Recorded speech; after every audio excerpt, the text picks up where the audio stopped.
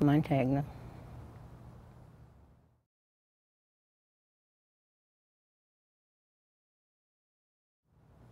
Oh, I have plenty.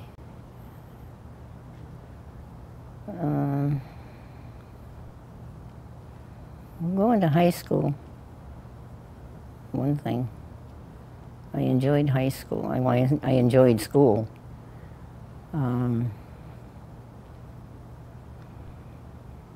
In the sports.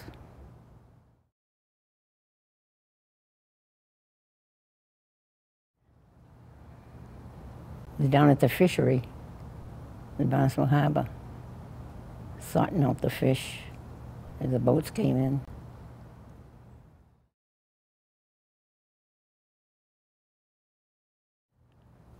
Well, we opened the fish market, and my husband, at that time I was married, and my husband opened it. And it was just a retail market. We had it down in, the first one we had was down at the harbor, in the little, one of the little buildings that were down there, Fish House. And then, of course, we bought the, we built the Marlin, and then we had that down in the basement of the Marlin restaurant. And that was on 132? On 132 in Hyannis. Well, they were fine. I mean, we had nice customers in both places, actually.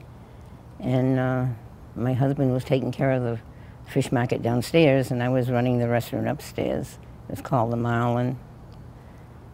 And we had a nice fish market going there. And inside the restaurant, too, we were selling fish out of the little display case in the restaurant.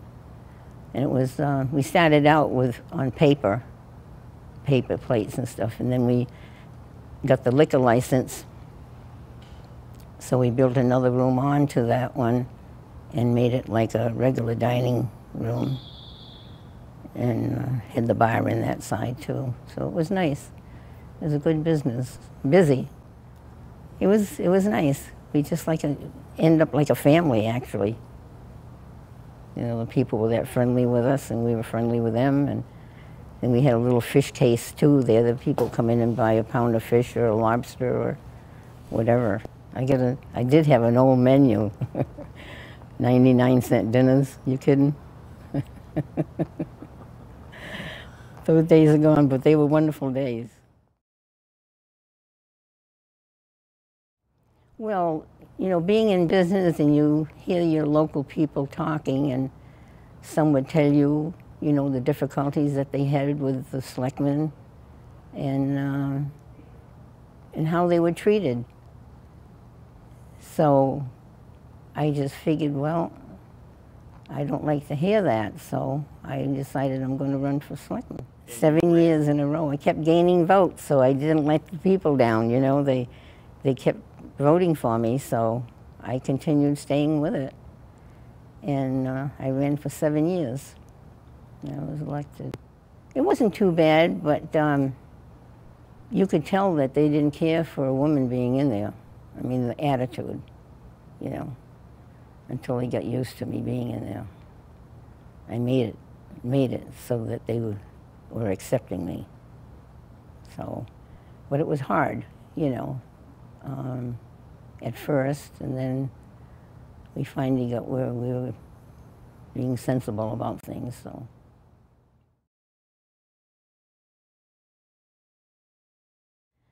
Well, it was back in the 30s, 1930s, and there were no jobs around, so my father and mother went to get aid from the selectmen. And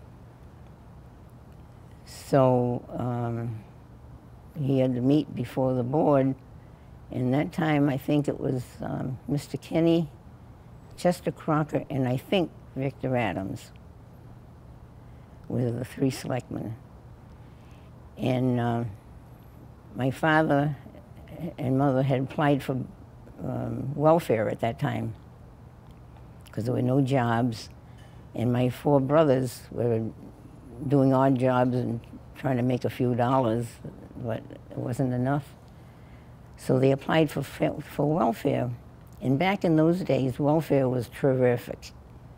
They kept an eye on you, and they gave you a voucher for the grocery store. And you go in and you buy necessities. You couldn't buy soap. You couldn't buy anything luxury. It had to be your food. So my father went to the store, which was right almost diagonally across the street. We lived in Barnstable Village at that time, and where the Dolphin is now was our home. And he went to the store, which was diagonally across the street, and he ordered a gallon of olive oil. And there was a woman in the store at the time. My father remembered her at the time. And she evidently had reported it either to the town, or her husband was in Boston and a representative, I think, at the time. And it finally got to the selectmen. So my father couldn't read English, but he could speak English. My mother used to have to read the newspaper and mail and all that kind of stuff to my father. So, of course, we hear this. We were sitting at the table doing our homework or something, usually in the evening when she's doing that. And they got this letter from the selectmen saying that they wanted my father to appear on this particular day. So the day came on, and so my father said, "Mary, you come to ride with me to Hyannis." I was only about 12 years old.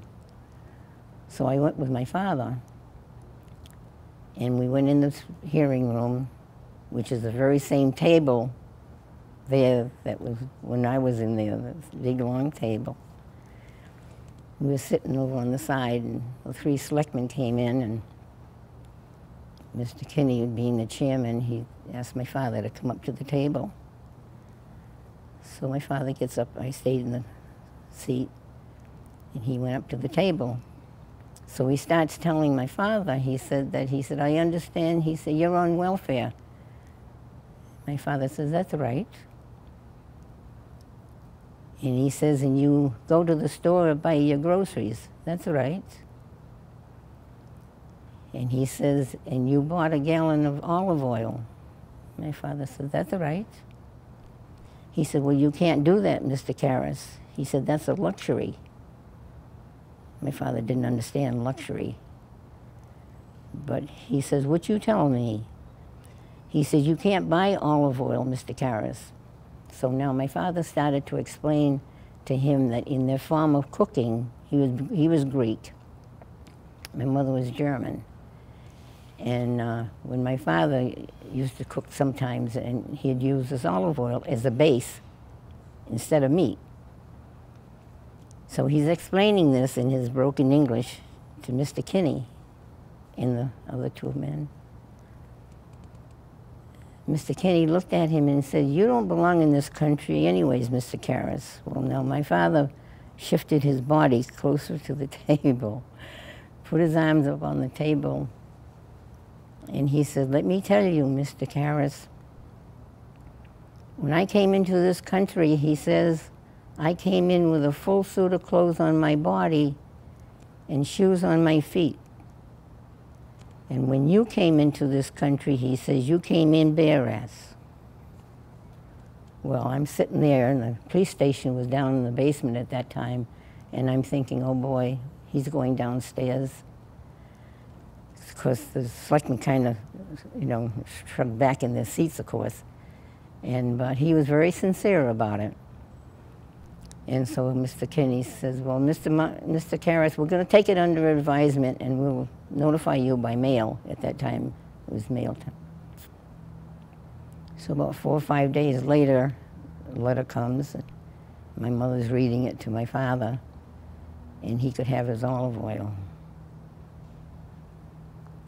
But it was just me listening to him telling my father he didn't belong in this country. We already had, there was 4 boys and then my sister and myself at that time. There were 6 of us, and he could tell my father he didn't belong in this country. And my father and mother, they took very, very good care of us. Yeah, you hear, and of course, being in business, people come in, you know, in the store, in the fish market, or in the restaurant, and they'll tell you stories about their lives, you know, in some ways. And it was recent at that time to me, you know. So I said they were still up to the same game, you know, treating people, and they're elected officials. You know, they should have more compassion for people and try to help them more than hinder them, you know. So with the stories you hear, it just stuck in my craw, and I figured, well, maybe I can do something to rectify the office. I stayed with it because I was determined that I was going to go on and see how it was being operated and care for some people. And I did. And I took care of a lot of them. And they appreciated it too. And they never heard of it, so, you know, it made me feel good too.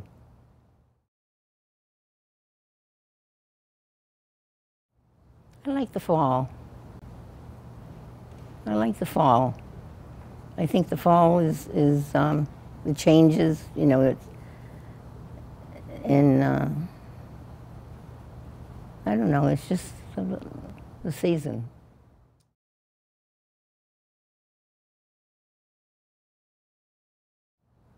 Barnstable. I still like Barnstable. Yeah, the library, we used to go to the library and the church. Yeah, it's still my favorite. A lot of fun we had in Barnstable. People were caring people, you know. It seemed like times changed after a while and people weren't so sociable with one another. It seemed like they were distant, you know. People coming in, new people, but you make it, you know. It was good.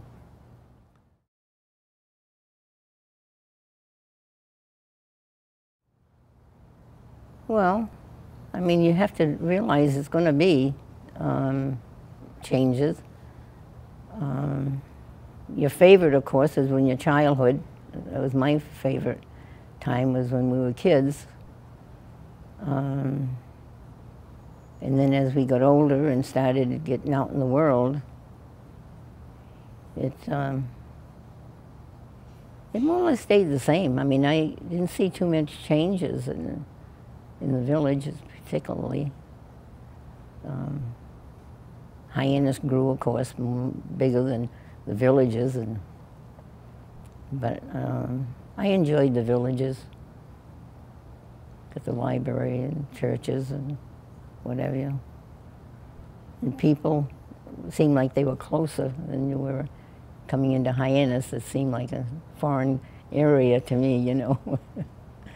What little we did come into town when we were kids. But, no, it grew on us. We made out okay. A lot of changes, but sometimes for the better, sometimes it isn't, but you live with it.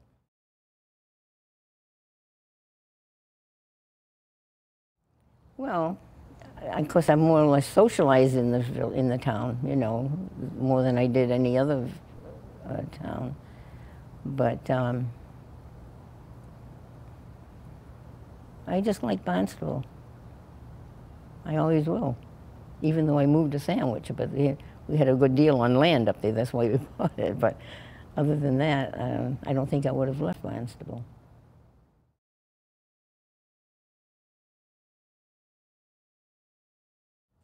I found it to be, yeah. Well, you know, I was always interested in the town, and like I said, when you hear things, people talking about how they're treated and one thing and another, I couldn't believe it. And that's made me decide to run. And I found that in being in office, how people really depended on you for answers. And I knew that they used to tell me, you hear them talking about it, and how they were treated, and like now Mr. Kinney treated my father. And that just stuck with me. And I said, people elected shouldn't treat people like that. You know, they got to have some compassion, and you got to have understanding. You know, the job is, you're supposed to take care of the people. It's not there just for you, you know. So I tried to do what I could do with all the people that came before me, and I helped several of them, quite a few of them, in personal matters, you know. I had this one man, you want to hear it? I had this one man call me, and he told me that his wife was very, very ill, and that his taxes were due, and he was a Mason, and he wasn't able to pay his taxes, and he was worried naturally about it. So I asked him, I said, well, let me find out something and I'll get back to you. So I got a hold of Ronnie Hambley, who was a tax collector. And I told him the man is having trouble with his taxes, he's going to come in. So I set up a date, I called him back, and Ronnie came in my office, and we sat there and talked with him.